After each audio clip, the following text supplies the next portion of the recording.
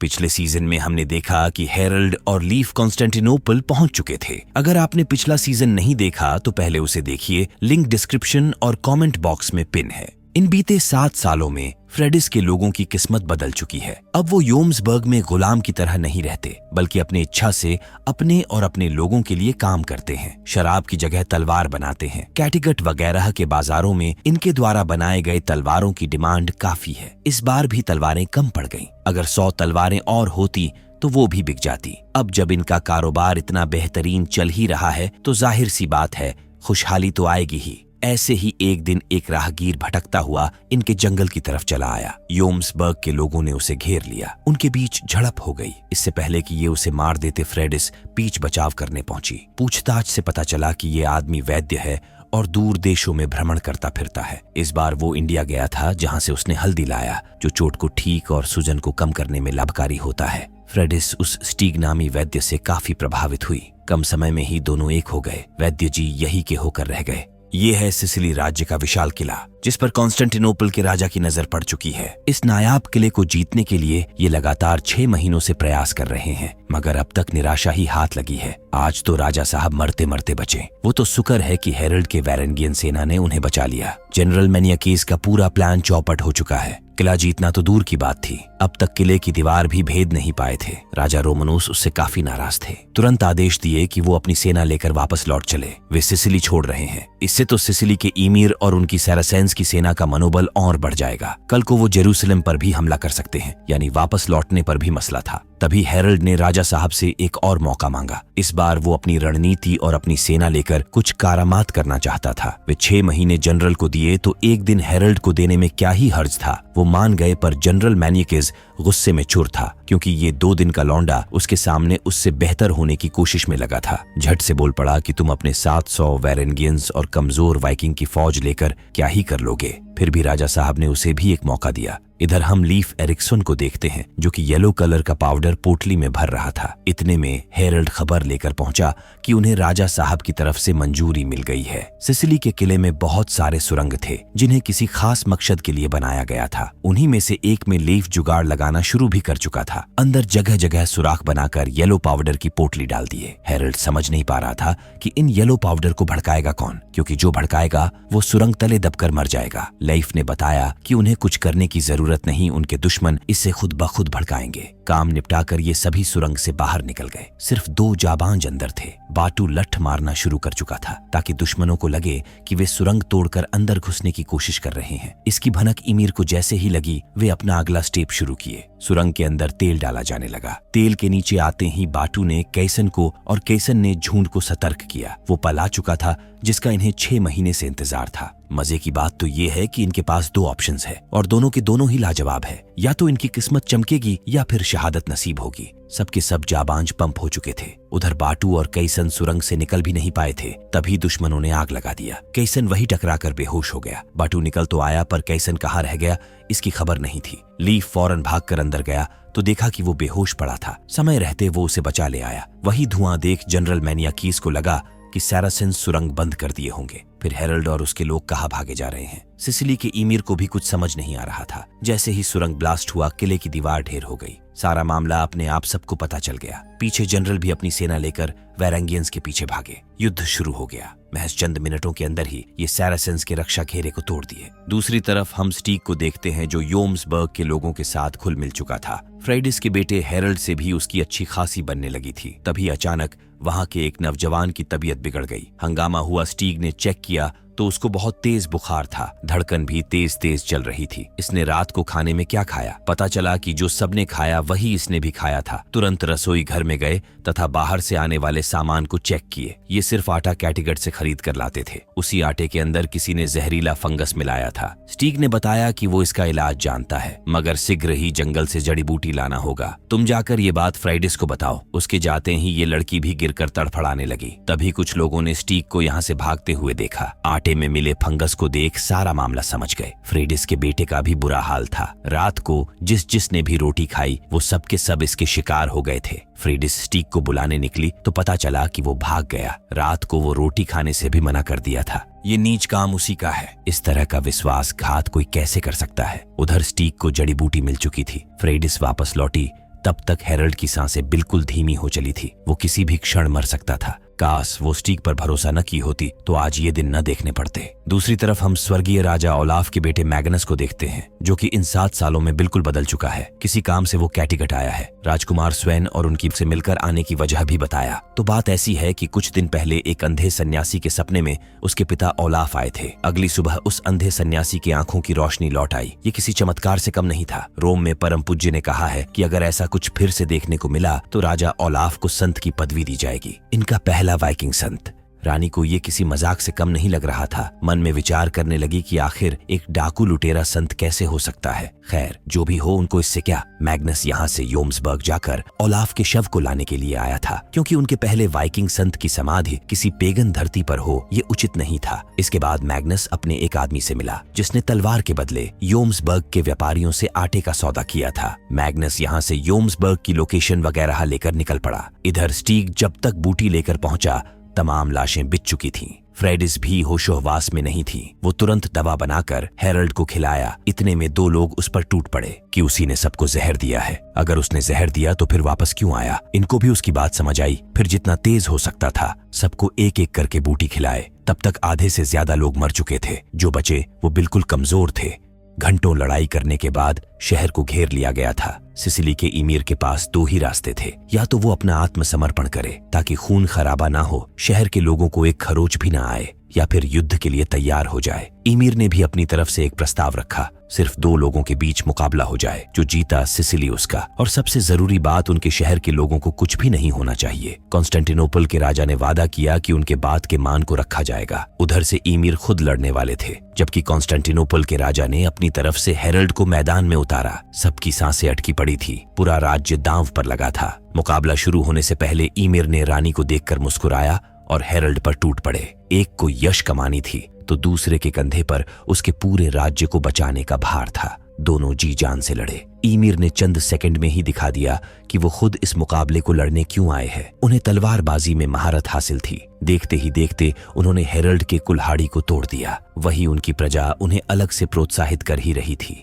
मामला उनके पक्ष में दिख रहा था। हेरल्ड ने तलवार उठाया तो उसे भी तोड़ दिए। तभी अचानक दांव उल्टा पड़ गया। हेरल्ड ने एक झटके में तलवार उनके दिल में भोंक दिया। आखिरकार सिसिली के ईमीर मारे गए। राजा साहब ने इस जीत का सारा श्रेय हेरल्ड को दिया। साथ ही साथ अपने जनरल और उनके सैनिकों को 2 दिन तक सिसिली को लुटने की छूट देते गए। मैनियाकीज ने सुझाव दिया कि सारे नगरवासियों को मार डालते हैं, क्योंकि उन्हीं में से कल को बागी पनपेंगे। मगर राजा उसकी बात से सहमत नहीं हुए। उन्होंने ईमीर को जो वचन दिया था अब भी उसी पर कायम थे। जैसे ही राजा कॉन्स्टेंटिनोपल के लिए रवाना हुए, यहाँ की बागडोर मैनियाकीज के हाथों में आ गई। वो अपनी मनमानी चलाने लगा। इतना बड़ा धमाका करने के पीछे क्या तरकीब था? लीफ के कमरे को चेक किया तो सारी जानकारी और वो पाउडर उसके हाथ लग गया। फौरन नगरवासियों के लिए खाने पीने का इंतजाम करवा के उन्हें खाने पर बुलाया। 2 दिनों से भूखे प्यासे नगरवासी खाने पर टूट पड़े। इतने में चुपके से उन्हें बाउंड्री के अंदर कैद किया गया। फिर उसी बारूद को उन पर डालकर आग लगवा दिया। रानी और उनके बच्चे समेत सभी नगरवासी जलकर मर गए। लीफ और हेरल्ड चाहकर भी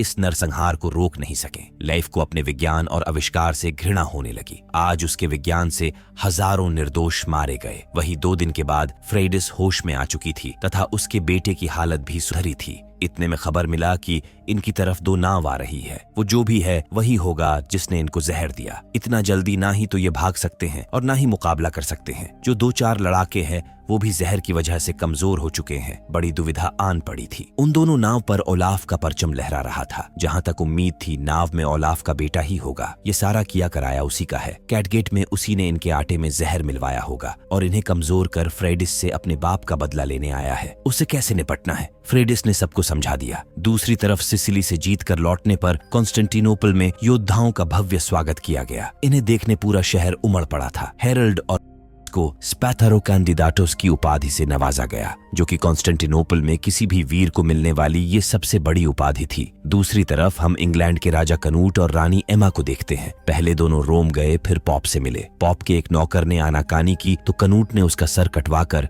पॉप के नजराने में पेश कर दिया। वहां से रानी एमा के ससुराल नॉर्मंडी पहुंचे। मतलब उनके भ्रमण और मेलजोल का कार्यक्रम जोरों शोरों पर चल रहा था। इसके पीछे एक कारण उनका बिगड़ता हुआ स्वास्थ्य भी था। इधर मैग्नस पहले अपने अंगरक्षक को योम्सबर्ग की खोज खबर लेने के लिए भेजा। पता चला कि पहरे पर कोई नहीं था। कुछ लोग शव जलाने में जुटे थे, वे भी बिल्कुल कमजोर दिख रहे थे। शायद वहां महामारी फैली हुई है। मैग्नस ने बताया कि वहां कोई महामारी नहीं फैली, ये सब उसकी देन है। अगले ही पल हरवा हथियार निकाले और योम्सबर्ग में प्रवेश कर गए। हर तरफ जले हुए शव दिख रहे थे, किसी जिंदा इंसान का नामो निशान नहीं था। वहीं पर उन्हें फ्रेडिस की समाधि मिली, यानी वो भी मर चुकी थी। ओलाफ तो कमीना था ही, उसका बेटा उससे भी 2 जव आगे था। मंदिर में घुसकर पेगन्स के गॉड की प्रतिमा के ऊपर पेशाब कर दिया। वहीं पर उसे अपनी पिता की कुल्हाड़ी मिली, जिसे वो अच्छे से पहचानता था। तभी उसके एक आदमी को यहाँ की एक बीमार औरत मिली। मैग्नस उसके पास गया तथा पूछा कि उसके लोग कहाँ गए। उस बीमार औरत ने बताया कि इस बीमारी में सभी चल बसे, मेरे पिता की समाधि कहाँ है। ये औरत जानती थी पर चल नहीं सकती थी, इसलिए खाट सहित उसे उठा ले गए। जंगल में चलते चलते काफी टाइम हो गया। ये बीमार औरत इनको कभी इधर ले जाती, कभी उधर ले जाती, मतलब गोल गोल घुमा रही थी। उधर योम्सबर्ग के जितने बचे खुचे योद्धा थे, वे जले हुए शवों के दरमियान छिपे थे। घात लगाकर वो एक एक को मारना शुरू किए। फिर उन्हीं के जहाज में राशन पानी भरने लगे। काफी टाइम वेस्ट और जद्दोजहद करने के बाद फाइनली ओलाफ की समाधि मिल गई। नीचे एक काठ पर कुछ लैटिन भाषा में लिखा था, तुम अपने बाप से भी बढ़न बेवकूफ हो, तुम्हें उनके गुड़ साफ झलक रहे हैं। पीछे मुड़े तो खटिया खाली था। फ्रेडिस भाग रही थी। मैग्नस भी उसका पीछा किया। अब तक वो समझ चुका था कि वो बीमार औरत ही फ्रेडिस थी। इधर सब लोग जहाज पर सवार होकर निकल चुके थे। तब तक ओलाफ के सैनिक भी लौट आए तथा नाव में सवार होकर उनका पीछा करने लगे। फ्रेडिस भागते भागते टीले पर पहुंची। दोनों हाथ हवा में उठाई तो मैग्नस को लगा कि वो सरेंडर कर रही है। जैसे ही उनका जहाज इनके पहुंच में आया, ये पत्थर से लोड गाड़ी को उन पर छोड़ दिए। पत्थरों के जद में आकर उनकी नाव तहस नहस हो गई। अगले ही पल फ्रेडिस वहां से गायब हो चुकी थी। ये सर पीटते रह गए क्योंकि इनके पास यहाँ से निकलने का कोई साधन नहीं था। फ्रेडिस छोटी नाव लेकर अपने झुंड में शामिल हुई और फिर ये किसी नए जगह की तलाश में निकल पड़े। वही कॉन्स्टेंटिनोपल में भी मामला गर्म चल रहा था। रानी हेरल्ड से कुछ ज्यादा ही चिपक रही थी। इतने में सैनिक उसे उठा ले गए। ये कोई तहखाना मालूम पड़ रहा था। अंदर गए तो पता चला कि ये कॉन्स्टेंटिनोपल के अब तक का जीता हुआ खजाना था। ऐसा खजाना हेरल्ड ने अपनी जीवन में पहली बार देखा था। राजा ने बताया कि इसमें से वो जो चाहे उसका हो सकता है। सदियों से इस राज्य की एक परंपरा चली आ रही है। युद्ध जिताने वाला एक टाइम लिमिट के अंदर इसमें से जो चाहे ले सकता है। राजा टाइम को सेट कर चल दिए तो वही रानी उसे धीरे से कान में बोलती गई कि तुम्हें खैरात की जरूरत नहीं, तुम ये राजपाट सब कुछ हासिल कर सकते हो। भाई साहब, आखिर रानी के दिमाग में चल क्या रहा था? अगली सुबह हेरल्ड लीफ को ढूंढने निकला, क्योंकि वो जब से वापस लौटे हैं तब से वो नजर नहीं आया है। पता चला कि आज तक उसने जितना ज्ञान अर्जित किया था, अपने आविष्कार वगैरह सब कुछ जला दिया। क्या फायदा ऐसे ज्ञान और विज्ञान का जो निर्दोष लोगों के मौत का कारण बने। उन्हीं कागजात में उसे एक नक्शा मिला। अब ये नक्शा ही उसकी मंजिल थी। हेरल्ड को अलविदा बोल वो इस धरती के टुकड़े की तलाश में निकल पड़ा। ये है ग्रीनलैंड के शासक एरिक द रेड। कुछ वक्त से इनकी भी दशा ठीक नहीं चल रही। वो किसी सड़े हुए जानवर की जीभ काटे, फिर पोटली में भरकर वापस लौट चले। तब तक मछुआरे भी आ चुके थे। पता चला कि उनकी बड़ी नाव तूफान में फंसकर डूब गई। जो एक खाने के बंदोबस्त करने का जरिया था वो भी नहीं रहा। मछली भी कुछ खास पकड़ नहीं पाए। ये जो मछलियां थी एरिक ने सब में बंटवा दिया। कुछ समझ नहीं आ रहा था कि अब वो इस मुश्किल से कैसे निकले। किनारे पर ना ही तो मछलियां है और ना ही जानवर। जमीन भी सालों से बंजर पड़ी है। लकड़ी भी नहीं है जिससे कि ये फिर से नाव बना सके।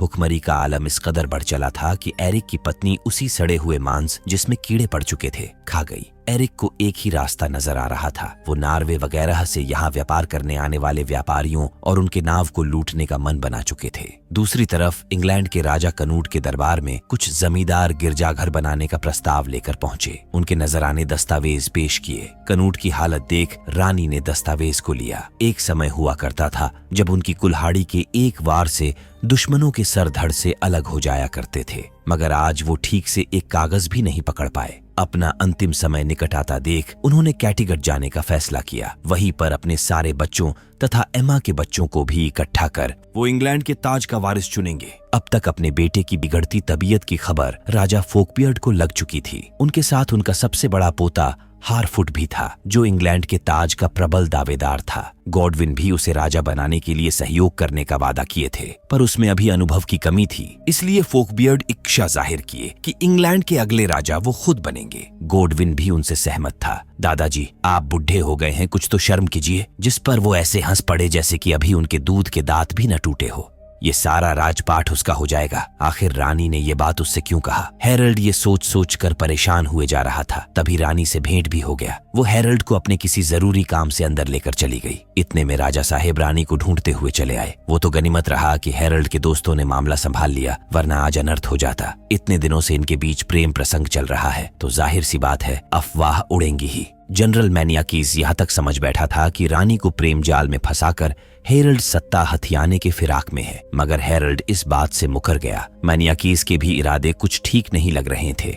ग्रीनलैंड में भूख से आज एक और आदमी की मौत हो गई। सब ईश्वर से प्रार्थना कर रहे थे, तभी ईश्वर ने इनकी सुन ली। 2 नाव इनके तट पर ही आते दिख रहे थे। यहाँ के सभी धुरंधर कुल्हाड़ी वगैरह लेकर तैनात हो गए। मतलब अपने जमीन पर आए व्यापारियों को कौन लूटता है? खैर, भूख किसी से कुछ भी करवा सकता है। तभी पता चला कि वो उनकी सगी बेटी फ्रेडिस थी। पिता और माँ से दोबारा मिलकर वो काफी खुश हुई। उन्हें अपने बेटे और लोगों से भी मिलाई। बताई कि वो उनकी लीडर है। उनके घर योम्सबर्ग को ईसाइयों ने तबाह कर दिया, इसलिए वो किसी दूसरी उपजाऊ जमीन की तलाश में निकले हैं। लंदन ब्रिज गिराने तथा इंग्लैंड में वाइकिंग राजा का होना, कैटिगट में उसके सिल्ड मेडन का बनना, योम्सबर्ग वगैरह की उसके पास इतनी सारी कहानियां थीं जिसे सुनाते सुनाते शाम हो गया। उसकी माँ ने लीफ के बारे में पूछा। असल में वो दोनों तो 7 साल पहले ही बिछड़ गए थे। लीफ नॉर्वे के राजकुमार यानी फ्रेडिस के बच्चे के पिता के साथ रूस चला गया। दूसरी तरफ डेनमार्क के किले में जब सभी सो रहे थे तो हारफुट चुपके से अपने दादाजी के रूम में गया और जाकर उनके बगल में बैठ गया। तभी उनकी निद्द खुल गई। वो उसके मंशा को फांप चुके थे। इतने में पीछे से गोडविन भी चला आया। फिर ये तकिए से फोकवियर्ड का दम घोंट कर मार डाले। सेम इसी रात को कॉन्स्टेंटिनोपल के राजा के महल में कोई पर्व मनाया जा रहा था जिसमें मास्क पहनने की रीति थी। हेरल्ड भी शामिल होने पहुंचा तथा रेलिंग पर रानी को देख मंत्रमुग्ध हो उठा। रानी उसे लुभावना अंदाज दिखाकर अपनी ओर आकर्षित करती गई। उनके पीछे पीछे वो राजा साहब के रूम में प्रवेश कर गया। सामने राजा को देख उसके होश उड़ गए। तुरंत बहाने बनाने लगा कि क्या आपने मुझे बुलाया था महाराज? राजा ने बताया कि मैं जानता हूँ कि तुम रानी के पीछे पीछे यहाँ आए हो। असल में राजा साहब औलाद पैदा नहीं कर सकते थे। उन्हें अपने राज्य के लिए एक वारिस चाहिए था, इसलिए उन्होंने ही रानी को हेरल्ड को फुसलाने की छूट दी थी, क्योंकि वीर का बेटा वीर ही पैदा होगा। इतने में रानी के भेष में आई उस बहरूपिये ने अपना मास्क उतारा और राजा के गले को काट डाला। हेरल्ड जब तक कुछ समझ पाता, जनरल मैनियाकीज ने हेरल्ड को गिरफ्तार करवा लिया। 100% ये षड्यंत्र उसी का था। एक तीर से 2 निशाना। क्या गजब का खेल रचा था। राजा की हत्या के आरोप में अगले ही क्षण हेरल्ड को काल कोठरी में डाल दिया गया। कुछ देर बाद रानी मिलने आई। हेरल्ड उनसे बिल्कुल खफा था, क्योंकि उन्होंने उसका इस्तेमाल किया। कोई प्यार व्यार नहीं, उन्हें तो उससे सिर्फ बेटा चाहिए था। रानी ने भी माना कि उन्होंने राजपाट का लालच दिखाकर उसका इस्तेमाल किया, मगर उसे राजा को नहीं मारना चाहिए था। अब रानी भी उसके लिए कुछ नहीं कर सकती, क्योंकि ये केस गिरजाघर को सौंप दिया गया है। हेरल्ड भी उनको कुछ सफाई देना सही नहीं समझा। अगली सुबह तक राजा कनूट अपनी टोली लेकर कैटिगट पहुंच चुके थे। उनके साथ उनका सबसे छोटा बेटा तो था ही, साथ में रानी एमा के पहले शादी से जो 2 बच्चे थे वो भी आए थे। जब तक इनकी मंडली इकट्ठा होती है, हम चलते हैं ग्रीनलैंड। एरिक फ्राइडिस वगैरह फ्राइडिस की नाव लेकर मछली मारने पहुंचे थे। आज उन्होंने काफी सारी मछलियां मारी। जब वापस लौटे तो इनकी दूसरी नाव गायब थी। पता चला कि एरिक के लोग शिकार पर ले गए। फ्राइडिस तुरंत भड़क गई कि उनसे पूछे बिना उनकी नाव कोई कैसे ले जा सकता है। एरिक उसे अपनी मजबूरी समझाने लगे। बताए कि वे भालू नरवल वगैरह का शिकार कर खाल तथा दांत लाने गए हैं, ताकि जब व्यापारी यहाँ आए उन्हें खाल बेचकर कुछ पैसे बना सके। पर फ्राइडिस यहाँ सिर्फ 1 हफ्ते ही विश्राम करके जाने वाली थी। अब तो वो बुरी तरह से फंस गए। मसला यही तक नहीं था, इनके भंडार से भी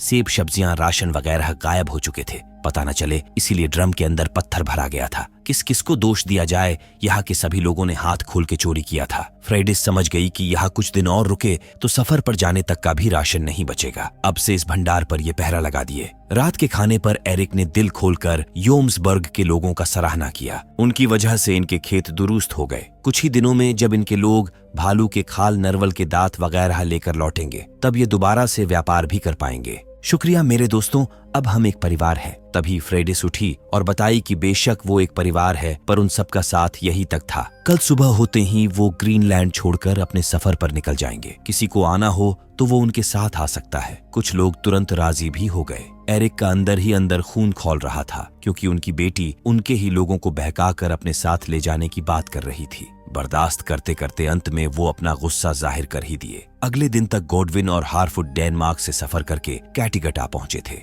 राजा रानी ने उनका स्वागत किया। हारफुट रानी एल्फगिफू का सबसे बड़ा बेटा था, जो अपने दादाजी के साथ मिलकर डेनमार्क की गद्दी संभालता था। वहां हर पल वेन्स से उनकी लड़ाई होती रहती थी, इसलिए वो लड़ने में भी कुशल था। जब फोकबियर्ड नहीं दिखे तो कनूट ने वजह पूछा। पता चला कि वो इनके कैटिगट आने से एक दिन पहले ही चल बसे। कनूट को बड़ा ताज्जुब हुआ, क्योंकि उनकी तबीयत तो खराब भी नहीं थी। हारफुट हकलाने लगा, पर गोडविन ने मामला संभाल लिया। असल में अचानक उनकी मृत्यु हो गई। आखिरी वक्त में हारफुट उनके साथ ही था। वही गोडविन यहाँ पहली दफा आए थे तो रानी ने उनकी खातिरदारी में कोई कमी नहीं की। जिस घर में मुर्गा मुर्गी रहते थे उनके लिए वही कमरा दिया गया। इन दोनों की रंजिश जिनको याद नहीं है बताते चले कि जब राजा कनूट इंग्लैंड पर फतेह हासिल किए थे, उस वक्त रानी एल्फगिफू ने इंग्लैंड की रानी पद के लिए दावा ठोका था, मगर गोडविन ने उनके साथ खेला कर दिया था। आज वो उसी का बदला साध रही थी। गोडविन ने उनको इसके पीछे का गणित समझाया। इंग्लैंड का राजा एडविन कनूट को नहीं हरा सकता था, इसलिए उसने कनूट का साथ दिया। एल्फगिफू रानी एमा को नहीं हरा सकती थी, इसलिए उसने एमा का साथ दिया। कुल मिलाकर वो हमेशा बाजी जीतने वाले की तरफ से खेलता है। इस बार वो उनके बेटे हारफुट के साथ है तो यूं ही नहीं है, इसलिए है क्योंकि वो इंग्लैंड के गद्दी का सबसे प्रबल दावेदार है। दूसरी तरफ हेरल्ड का मुकदमा शुरू हो चुका था। इनके कुलगुरु मामले पर गौर फरमा रहे थे। हेरल्ड पर राजा रोमनोस के कत्ल का इल्जाम था, पर उसने इस बात से साफ इनकार कर दिया। आखिर वो यहाँ रोमनोस के साथ 7 सालों से रह रहा है। अगर मारना ही होता तो वो उनको उत्सव के दौरान तमाम भीड़ के दरमियान क्यों मारता। जिसने महाराज को मारा वो एक नकाबपोश लड़की थी। वो लड़की कैसी दिख रही थी? उसके बाल, वेशभूषा, गहने वगैरह कैसे थे? जनरल ने ये सवाल उससे पूछा। हेरल्ड बात बदल दिया कि उसके लोग उसे ढूंढने निकल चुके हैं। अगर वो सच्चाई बताता कि वो नकाबपोश रानी की वेशभूषा में थी और हेरल्ड उनके पीछे जा रहा था, तो उसके और रानी के संबंध के बारे में सबको पता चल जाता। तभी जनरल ने इल्जाम लगा ही दिया कि उसके और रानी के बीच नाजायज संबंध है। सत्ता के लोभ में राजा रोमनोस को मारा गया है। ये इल्जाम निहायत ही संगीन थे। अगर साबित हो जाए तो हेरल्ड के साथ साथ रानी को भी सजाए मौत हो सकती थी। कुलगुरु ने उसे लताड़ा कि अगर इल्जाम लगा रहे हो तो साबित करो। जनरल मैनियाकीज ने इसका भी इंतजाम कर रखा था।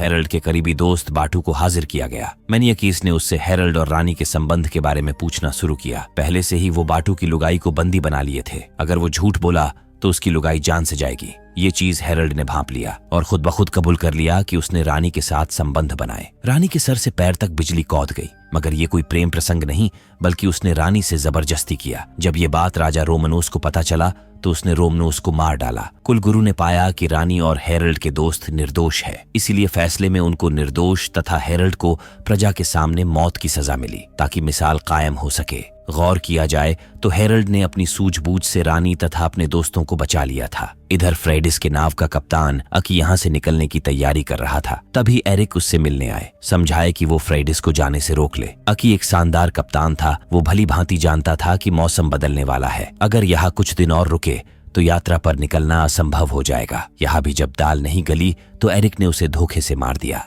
मतलब आप सोच भी नहीं सकते कि वो कितना खतरनाक आदमी है। लोग उसे एरिक खूंखार, एरिक द रेड यूं ही नहीं कहा करते। उसके दुश्मन कैटिगट, डेनमार्क वगैरह हर जगह भरे पड़े थे। इसीलिए भूखमरी आने पर भी वो ग्रीनलैंड छोड़कर कहीं नहीं गया। वो यही तक नहीं रुका, उसने हेरल्ड को भी अगवा कर लिया। दूसरी तरफ लईफ अपनी यात्रा से योम्सबर्ग लौट चुका था, मगर वहां उसे जले हुए लाशों के सिवा कुछ नहीं मिला। कैटिगट पहुंचा तो भाग्य संयोग राजा कनूट से मुलाकात हो गई। वो यादें फिर से ताजा हो गई जब लईफ ने लंदन ब्रिज को गिराकर लंदन पर जीत आसान कर दिया था। वो 7 सालों तक कहाँ रहा? हेरल्ड कहाँ है? इस पर भी चर्चा हुई। ये भी पता चला कि उसकी बहन फ्रेडिस ने हेरल्ड के भाई ओलाफ को मार दिया। हालांकि उसने कनूट के बेटे स्वान को जिंदा छोड़ दिया था। वो एक समझदार औरत है। खैर, लीफ भी यहाँ ठीक ही समय पर आया है। वो इंग्लैंड के तख्त का वारिस चुनने वाले हैं। वहाँ लाइफ जैसे अनुभवी लोगों का होना मायने रखेगा। उधर एरिक के शिकारी शिकार से लौट आए थे। तट के किनारे से कुछ दूरी पर उन्हें एक लाश मिला। पता चला कि वो अकी था। उसके शरीर पर कुल्हाड़ी के निशान थे।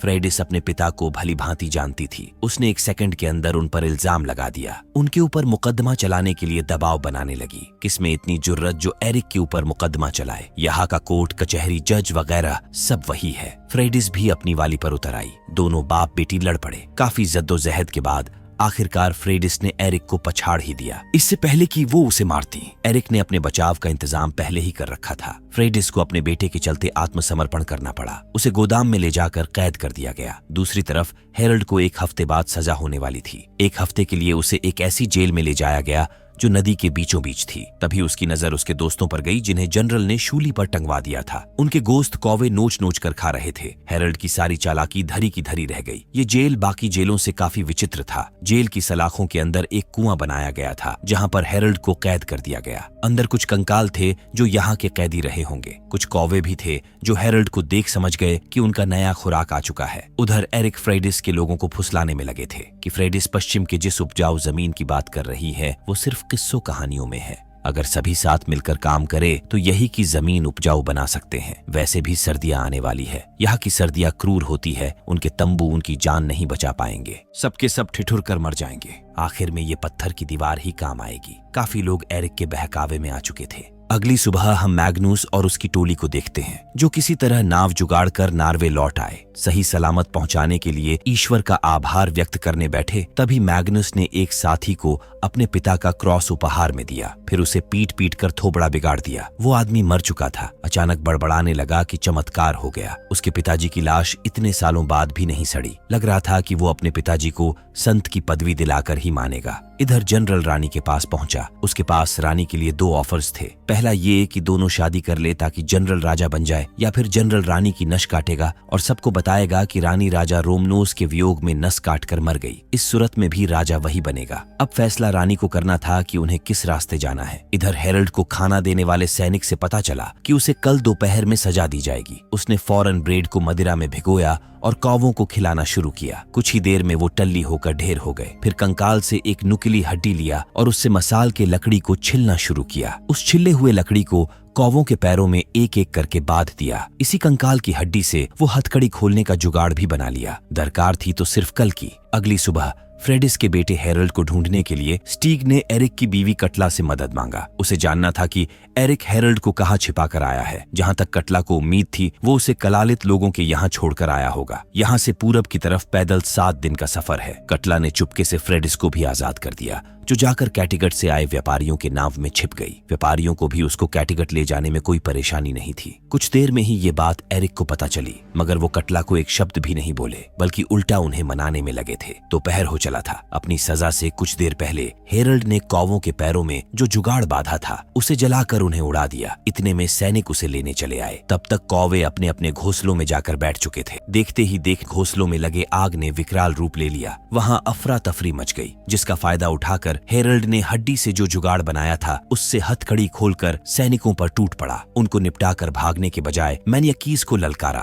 क्योंकि उसने उनके दोस्तों को बेवजह ही सूली पर चढ़वाया था। दोनों योद्धा बजड़ पड़े। तलवारबाजी में दोनों को महारत हासिल थी। कभी लग रहा था कि हेरल्ड जीतेगा तो कभी मैनियाकीज। अंततः मैनियाकीज हेरल्ड के गुस्से का शिकार हुआ। हेरल्ड ने भाला उसके दिल के आर पार कर दिया था। ये देख रानी जोई खुशी से झूम उठी तथा तेजी से हेरल्ड की तरफ दौड़ पड़ी। तब तक हेरल्ड जा चुका था। उसकी डिक्शनरी में धोखेबाजों के लिए कोई जगह नहीं थी। इधर कैटिगट में मजमा लग चुका था। इंग्लैंड के तख्त के सभी दावेदार कनूट के सामने हाजिर थे। तभी मैग्नुस भी आ धमका। असल में वो योम्सबर्ग से लौट रहा था तो सोचा कि राजा कनूट से भी मुलाकात हो जाए। ईश्वर ने उसकी अर्जी सुन ली। योम्सबर्ग से तो लीफ भी लौटा था। फिर दोनों में पहचान हुआ कि लीफ फ्रेडिस का भाई है और मैग्नुस ओलाफ का बेटा। इस हिसाब से तो दोनों दुश्मन हुए क्योंकि फ्रेडिस ने ही ओलाफ को मारा था। मैग्नुस उन्हीं की लाश लेने वहां गया था तो देखा कि किसी महामारी में सभी मर चुके थे। उसने फ्रेडिस के समाधि को भी देखा। लीफ इतना बुद्धू तो था नहीं। उसने भी ओलाफ के परचम वाली नाव देखा जिस पर शायद हमला किया गया था। असल में उन पर पहाड़ का एक सिरा गिर गया था, मगर वो सब बाल बाल बच गए। कहीं न कहीं लीफ पूरे मसले को समझ चुका था। अब राजा कनूट के मरने के बाद उनके राजपाट से किसको क्या मिलेगा, इस पर चर्चा शुरू हुई। जब तख्त की बारी आई तो कनूट ने किसी भी राजकुमार को नहीं चुना। उनके जाने के बाद इंग्लैंड पर राजा नहीं बल्कि एक रानी राज करेगी। भाई साहब उसने सत्ता रानी एम्मा को सौंप दिया। हारफुट की सारी चालाकी धरी की धरी रह गई। वैसे गोडविन के पास इसका भी उपाय था, पर समय आने पर बताएगा। एक तरफ ये अपनी खिचड़ी पका रहे थे तो दूसरी तरफ लीफ उस पादरी को दबोच लिया जो मैग्नुस के साथ था। डराने धमकाने के बाद उसने उगल दिया कि योम्सबर्ग में महामारी नहीं आई थी, उन्हें मैग्नुस ने जहर देकर मरवा दिया था। मैग्नुस मीटिंग खत्म होते ही कैटिगट छोड़ चुका था। लाइफ उसे मारने निकल पड़ा। काफी खोजबीन करने के बाद 2 ऐसे लोग मिले जिन्हें मैग्नुस के बारे में पता था। वो आज रात पश्चिम के एक मैखाने में गिरजाघर बनवाने के लिए मीटिंग करने वाला है। लाइफ वहां पहुंचा तो देखा कि शाही लिबास में लिपटा एक शख्स बैठा था। जैसे ही उसे मारने लब का पता चला कि वो हेरल्ड था। दोनों दोस्त मिले, फिर एक दूसरे से अपनी अपनी कहानी साझा किए। अब वो समय आ चुका था जिसके लिए हेरल्ड 7 सालों तक भटकता रहा। उसे नार्वे की गद्दी चाहिए थी, जिसके लिए अब उसके पास सेना भी है और ईसाई वाइकिंग्स भी उसके साथ है। मगर दिक्कत उसके भतीजे मैग्नुस को लेकर थी। उसके सर पे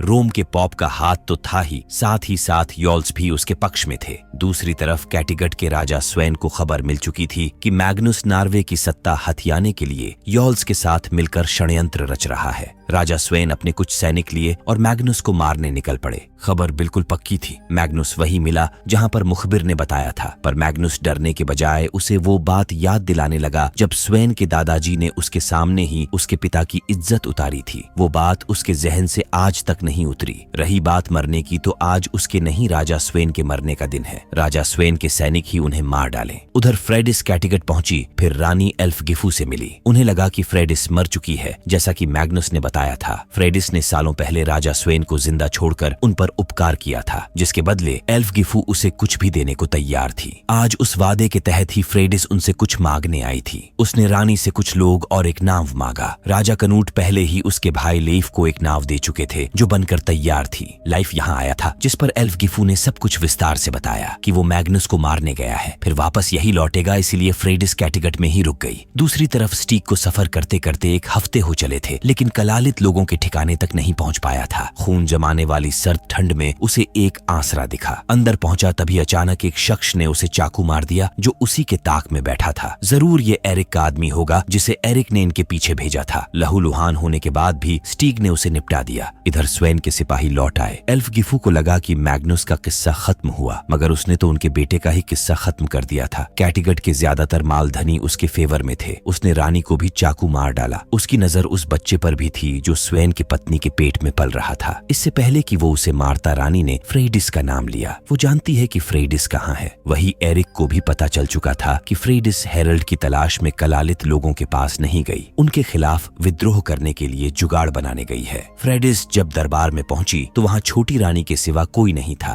तभी हाथ में कुल्हाड़ी लिए मैग्नुस बाहर निकला। वो रानी को बचाने के लिए अपनी तरफ बुलाई, पर उसे कहा पता था कि उसे गिरफ्तार करने के लिए रानी को यहाँ चारे की तरह इस्तेमाल किया गया है। अगले ही पल चारों तरफ से घेर कर उसे बंदी बना लिया गया। जैसा कि फोकवियर्ड से ओलाफ ने वादा किया था कि स्वेन के मरने पर तख्त पर अधिकार मैग्नुस का होगा। राजा स्वेन मर चुके हैं, इस हिसाब से गद्दी मैग्नुस की हुई। बस सब लोगों के मत की दरकार थी। तभी हेरल्ड भी अपनी पलटन लेकर आ धमका। उसे भी ओलाफ ने जुबान दिया था कि उसके मरने पर पहला अधिकार उसके भाई फिर जाके ओलाफ के बेटे का होगा। यही नहीं, राजा कनूट ने भी उसे नार्वे का तख्त देने का वचन दिए थे। मामला बिल्कुल फंस चुका था। फिर सबने मिलकर डिसाइड किया कि चाचा भतीजा मिलकर डबल इंजन की सरकार चलाएंगे। हेरल्ड सहमत था, मगर मैग्नुस को दिक्कत थी। दरबार में तुरंत फ्रेडिस को हाजिर किया गया। वो किसी ऐसे आदमी को राजा क्यों बनाए जिसकी पत्नी एक पेगन है? परम पूज्य पॉप ऐसे राजा को कभी नहीं स्वीकारेंगे। पहले चचा को अपने पुराने रीति रिवाजों में आकर इस पेगन चुड़ैल को जलाना होगा, तब जाके बात बनेगी। हेरल्ड इसके लिए तैयार हो गया। दोनों भाई बहन उसके फैसले से दंग रह गए। अब रात को लीफ पादरी का भेष बदल फ्रेडिस से मिलने पहुंचा। दोनों 7 साल बाद एक दूसरे से मिल रहे थे। यहीं पर फ्रेडिस ने योम्सबर्ग से लेकर ग्रीनलैंड तक की सारी कहानी बताई, और ये भी कि उनके पिता ने ही उनको लूट लिया। अगली सुबह राजा कनूट की मौत हो चुकी थी। इतना मार काट ये वो करने के बावजूद भी आखिर में हासिल क्या हुआ? बीमारी से मर गए।